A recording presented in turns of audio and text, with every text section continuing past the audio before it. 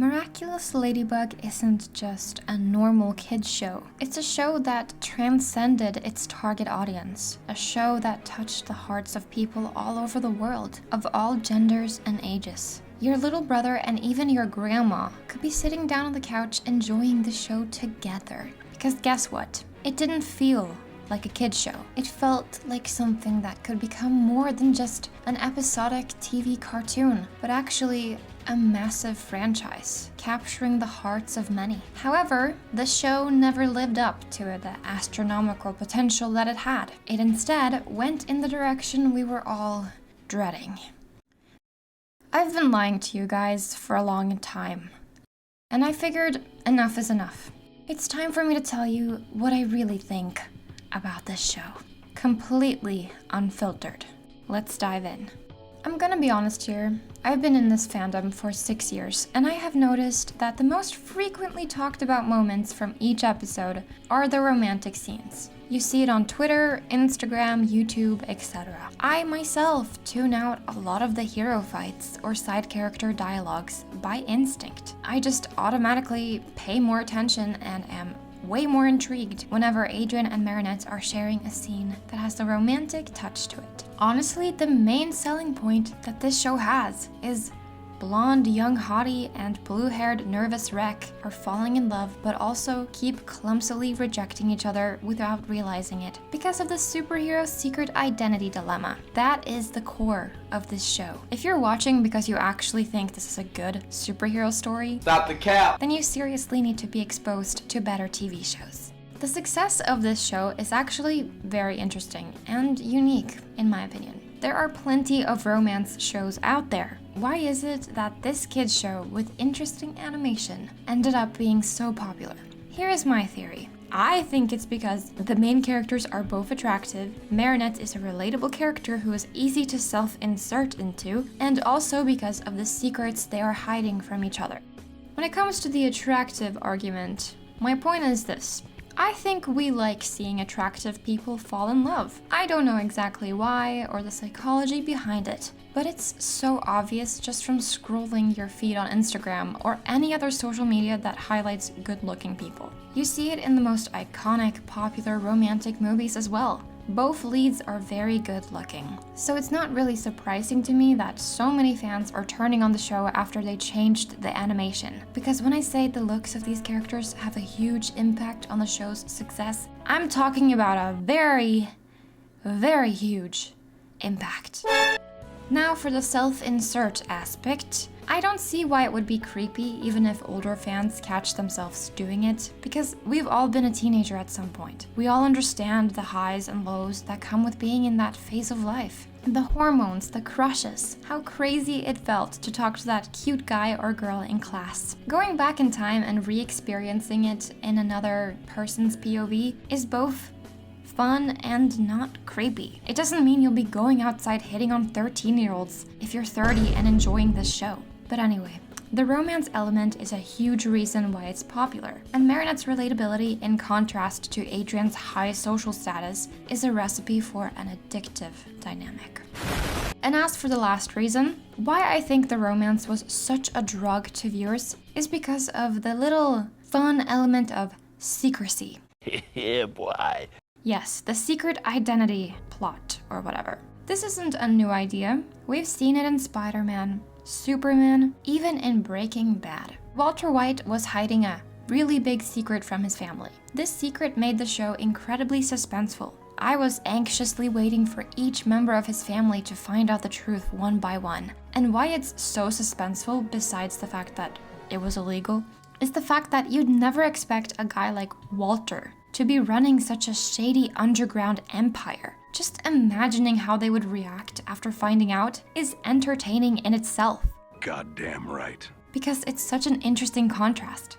In conclusion, the three biggest selling points of MLB, in my opinion, are hot protagonists who look perfect together, a classic but relatable awkward girl meets golden boy love story, and lastly, high-stakes secret identity tension.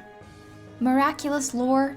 Who actually cares about that? Like honestly, I didn't come here for some cliche and overdramatic superhero fights and overly predictable villains. I'm here because I watched a cat noir edit in 2018, and the sass and character design combined with a pouty red bug on the side was enough to get me hooked. Yes, I am trash, okay? But don't pretend you're any better.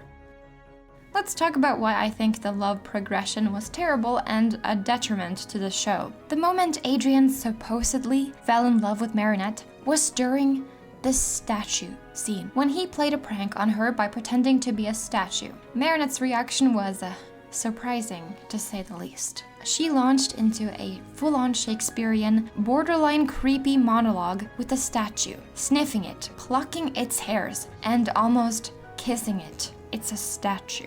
Anyways, there wasn't really a genuine moment of realization or emotional shift in that episode, at least not to me. The entire interaction felt more awkward than romantic. If anything, it came across as a near end to Marinette and Adrian's friendship, not the beginning of new love. Seriously, Adrian even told Marinette during the car ride home that he was in love with someone else. I don't know about you, but if I were suddenly catching feelings for someone, the last thing I would do is tell them that I'm hopelessly in love with someone else. But hey, maybe Adrian is secretly a genius and was just trying to test Marinette's reaction to see if she liked him too. But I highly doubt he's that clever. Besides, if he did have a functioning brain, the statue scene alone should have been enough of a clue that Marinette had feelings for him. Honestly, I don't think it was ever the plan for Adrian to fall in love in that moment. It feels like the writers were scrambling to make sense of it all. Season 5 to me feels like someone put a gun to the writers' heads and forced them to make Adrianette happen as fast as possible, while they desperately try to stitch together a coherent love progression. Because nothing about this relationship feels intentional. None of the emotional groundwork from earlier seasons seems to matter at all. We don't even get proper closure on Cat Noir's long-standing love for Ladybug. It just quietly disappeared without any explanation. And Marinette's sudden obsession with Cat Noir is just confusing. Why? Why did she randomly become his #1 fangirl overnight? What is this show's writing? Whatever the writer's intent was with any of this, let's just say, it's not even remotely clear. Now that we've established the importance of character design, romance, and the suspense around the secrets these two are keeping from each other, it's clear why no one cares about this show anymore. They butchered the romance plot progression by pacing it horribly and changing Adrian's character into making him all of a sudden obsessed with Marinette for no reason. And you can't say that the little conversation they had during gym practice was enough to make this guy go full-on 180, 'cause it's not. I'd say it's enough to make him maybe question his feelings a little. But the questioning part didn't last very long until he became Team Marinette all the way. And for the looks, I think this picture speaks for itself. They made the characters look like infants. And I'm sorry, but this babyish design choice does not scream intense romance, which is what the fans are secretly craving. The character design is low-key the biggest offense this show ever made. I defended it in the beginning because a little change is fun, you know? But that is up until the moment I realize, oh shit, this was a huge downgrade. And to be honest, it took me some time to realize that. Now the secret identities. As I said before, the reason why Walter White's secret is so intriguing is because you would never expect him to be this big drug lord. The more bizarre and unexpected it is, the more hooked we become. And I'd say the same goes for Marinette and Adrian's secrets. If Marinette had the same personality in and out of costume, the suspense would lessen, because once she reveals her superhero persona, the response would be more like, oh, that makes sense. Contrary to if Marinette is a nervous, insecure, shy, and self-deprecating mess. If it then were revealed she is this confident and charismatic heroine, it would be insanely shocking. And that shock is addicting, and it's also what gets us hooked and baits us into watching yet another episode, even if the show is kind of trash. But when the two sides start to become more similar and there's not much else to keep us hooked, the suspense will inevitably die out. Season 1 did this really well. Adrian was incredibly humble, reserved, and sweet, while Cat Noir, my god, what a character. Complete 180 from Adrian. Cat Noir was flirtatious, obsessed with himself, and super goofy. Just thinking about how Marinette would react when finding out her perfect Adrian was actually this thing. Wow, golden.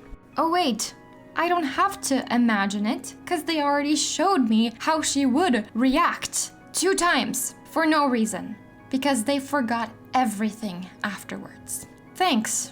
I mean, if that isn't self-sabotage, I don't know what is. Hey guys, let's make a special episode where we show our audience a mediocre reveal, use our worst animation studio, and hope that our fans will bother watching our poorly written show after we spoiled the only reason they watch it. What you guys think? Amazing. Now let's talk about the side characters as well, because why not? This is just turning into a rant at this point. Lila. I know they tried to make her seem like this smart master manipulator, but in reality, she just made everyone look frickin' stupid. Not normal, but actually lacking in the brain department. You know Max, the guy who made his own sentient robot friend, has an astronaut mom, and is clearly categorized as being the smartest kid in class? And yeah, I am saying that because he's wearing glasses, but you know it's true, okay? He was tricked by this lie.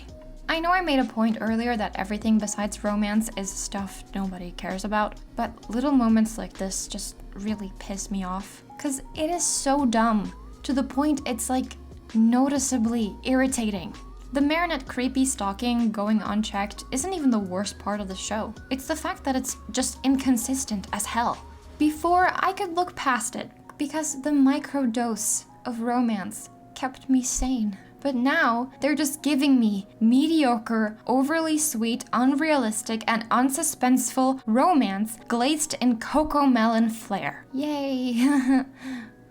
Why should I keep watching again? You removed everything I loved. Everything we loved. In season 3 and 4, the reveal was ruined for me. In season 5, the Adrianette ship was butchered by poor writing. And finally, season 6 took the cake by switching their iconic looks with what I can only describe as cocomelon on crack. So you tell me guys, what's left for me to still enjoy? What is left for you? I'm hoping it's this new Lila Cerise edgy villain, but honestly I don't have much hope considering their track record with handling morally ambiguous bad guys. Watching season 6 has honestly felt like watching my son drop out of college only to become a plumber after studying to be a doctor. I feel like a disappointed parent. This show was literally my baby, and I saw the potential so clearly. It could have evolved from being a mediocre kids show to a global shoujo anime. I'm talking Sailor Moon level. But it seems like this show hates itself, and it hates what the fans like about it. And they're desperately doing everything in their power to change it into something no one likes, something boring and safe. And it's just getting worse by the minute. Even if some season 6 episodes have nice writing, at this point, I don't even care. It looks like shit, thus it feels like shit. Even if the shit smells like roses, it's still a piece of shit at the end of the day. Now, will I keep watching and make videos? Sure. Why not? Might as well see where this shit show goes. Maybe it'll surprise me. As always, till next time.